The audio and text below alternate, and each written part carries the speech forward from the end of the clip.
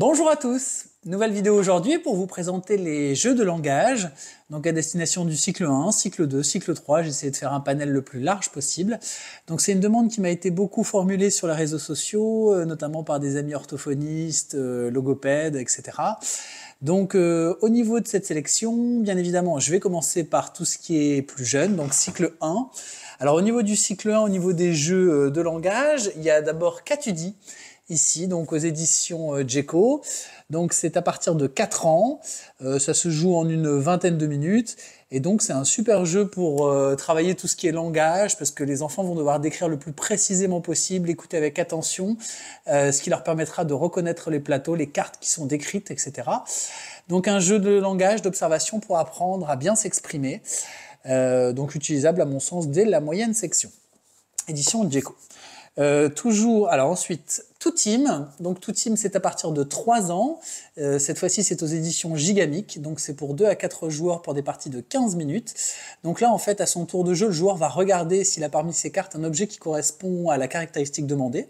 Donc par exemple, il devra choisir une carte qui contient une couleur ou qui contient un détail, mais ça peut être aussi des concepts invisibles comme salé, sucré, chaud, froid, piquant, bruyant. Donc ça va beaucoup développer le vocabulaire et le langage. Et donc Tout Team, le petit hérisson, là, invite les joueurs à faire appel à leur sens de l'observation, mais aussi leur mémoire, leur capacité à argumenter, à expliquer leur choix. Voilà, donc édition Gigamic. Toujours pour les plus jeunes, Où dort Dodo, donc là c'est édition Djeco. Donc là, pour savoir où dort Dodo l'ourson, il va falloir poser les bonnes questions, procéder par élimination, donc ça va obliger les enfants les plus jeunes à expliquer exactement ce qu'ils ont comme carte, ce qu'ils pensent savoir, et puis à formuler des questions, justement. Donc c'est à partir de 4 ans, pour 2 à 4 joueurs, et pour des parties de 5 minutes, hein, ça se joue très très vite. Voilà, parce qu'on sait que la concentration des plus jeunes peut être difficile.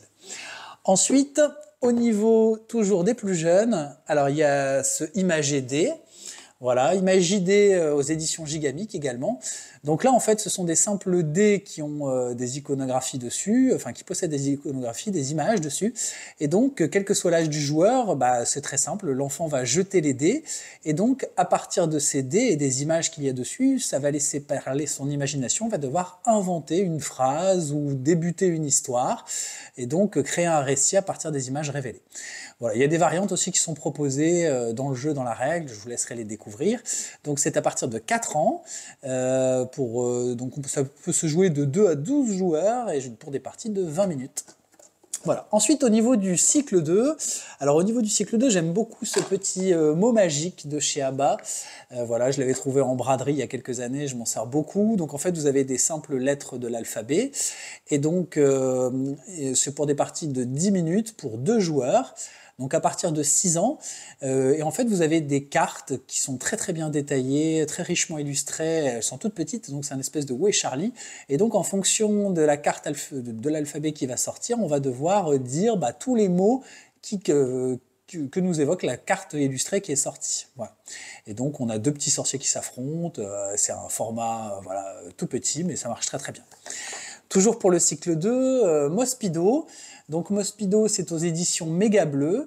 Donc là, c'est un espèce de petit bac, mais où on vous donne un thème. Donc en fait, la carte du dessus donne le thème. Et la carte suivante, on va se servir de la première lettre qui sort. Donc sur chaque carte, vous avez une lettre centrale de l'alphabet. Autour est un thème. Et donc on tire une carte, ça nous indique le thème, la suivante nous indique la lettre, et donc il va falloir essayer de trouver le plus rapidement possible des mots en rapport avec ce thème. Voilà. On peut aussi faire une variante en demandant aux enfants de proposer une phrase qui intègre ce vocabulaire. Voilà. Toujours cycle 2, Twist Up, donc des éditions Djeco. Donc Twist Up, c'est indiqué à partir de 6 ans aussi, donc pour 4 à 6 joueurs, pour des parties de 15 minutes. Et donc là, pareil, hein, c'est un jeu de langage qui fonctionne très très bien, avec des images assez sympas. Et donc l'idée, en fait, là, les enfants vont chacun avoir des tuiles avec des animaux, et ils ont quelqu'un qui est en face d'eux et qui est un meneur, et qui va leur expliquer comment sont placés les animaux, dans quelle position et dans quel ordre. Et donc il va falloir bien écouter les instructions, bien comprendre le message. Pour celui qui est le meneur, il va falloir bien expliquer la position spatiale des objets. Donc c'est super pour travailler tout ce qui est gauche, droite, en dessous, à gauche, entre deux, derrière, etc. Voilà. Ensuite, je passe au cycle 3. Donc pour le cycle 3, bien évidemment, Dixit.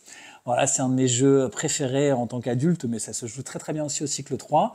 Donc c'est un jeu qui a déjà eu un succès retentissant, qui a été écrit par Jean-Louis Roubira, qui est quelqu'un que j'apprécie en plus beaucoup.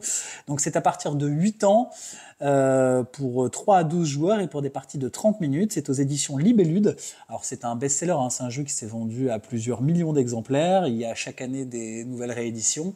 Et donc c'est un jeu où en fait un joueur meneur va avoir une carte, il va devoir choisir un mot pour illustrer cette carte, mais il ne devra pas être trop précis dans le choix de ce mot parce que il ne faut pas que tous les autres joueurs devinent, sinon ça impliquera du malus pour lui-même.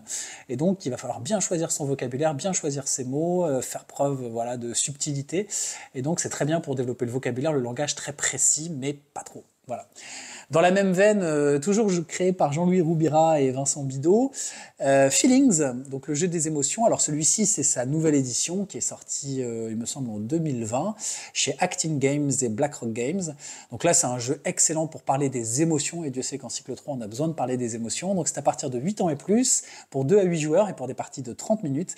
Là, c'est excellent puisque on va lire une situation de départ et ensuite on va devoir voter pour l'émotion qu'a pu ressentir quelqu'un d'autre que nous. Donc il va falloir faire preuve d'empathie, se mettre à la place de l'autre, bien connaître quand même l'autre, ou alors en tout cas discuter de la situation. Et vous avez en plus plusieurs niveaux de cartes différentes, avec des cartes, donc il y a 18 cartes émotions, et au total il y a 156 cartes situations.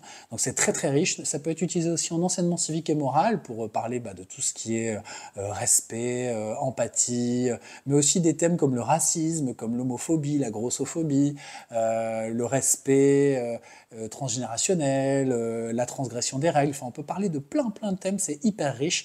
Voilà, c'est un de mes jeux vraiment favoris, et en plus, qui est en plus dans une gamme éco-responsable. Et enfin, donc j'avais oublié de vous parler, me semble, pour le cycle 1, excusez-moi, de Bubble Stories. Alors Bubble Stories, c'est aux éditions Blue Orange. Donc en fait là c'est excellent puisque c'est une sorte de comment vous dire, d'escape game par l'image. Donc il faut explorer chaque univers, il faut se promener de bulle en bulle pour retrouver qui s'y cache. Et donc, c'est à partir de 4 ans et plus pour 1 à 2 joueurs pour des parties de 10 minutes, édité chez Blue Orange. Voilà pour ce top 10 des jeux de langage. Alors, j'ai encore fait une bêtise, j'ai oublié de vous présenter quand même Comment j'ai adopté un dragon, qui est un jeu excellent. Alors là, c'est pour du cycle 3, pour 3 à 8 joueurs à partir de 7 ans, mais quand même plus cycle 3 à mon sens, 15 à 30 minutes de jeu. Et donc là, vous avez une situation, vous avez 2 dés verts qui vont vous permettre de choisir une situation de départ. Et ensuite, vous avez 5 dés que vous allez lancer. Ces dés sont colorés, et sur ces dés, il y a des démarrages de phrases ou des connecteurs. Donc par exemple, je vous ai jamais dit, en plus, à mon avis, à ce moment-là, et comme par magie. Sauf que pendant que vous allez faire votre récit, raconter votre histoire, il y aura un dé blanc en suspense à lancer quand on le veut pendant le récit, et les autres joueurs auront un dé noir pour nous interrompre. Et notamment, sur ce dé noir, vous avez des phrases rigolotes comme « t'as pas eu trop peur », etc. Donc un peu pour vous perturber. Donc c'est un jeu excellent, avec donc plein de situations différentes, des thèmes, je peux vous citer par exemple, avec ma licorne chez le vétérinaire, ça c'est une situation de départ, ou comment j'ai réveillé la belle au bois dormant. Voilà, donc ça c'est aux éditions Le Droit de Perdre, et un excellent jeu que j'avais découvert au festival de Parthenay. Voilà, c'est vraiment des dés qui font parler, qui font rire, il y a beaucoup d'ambiance autour de ce jeu. C'est un jeu que j'apprécie beaucoup. Voilà donc pour cet ensemble de jeux destinés au langage.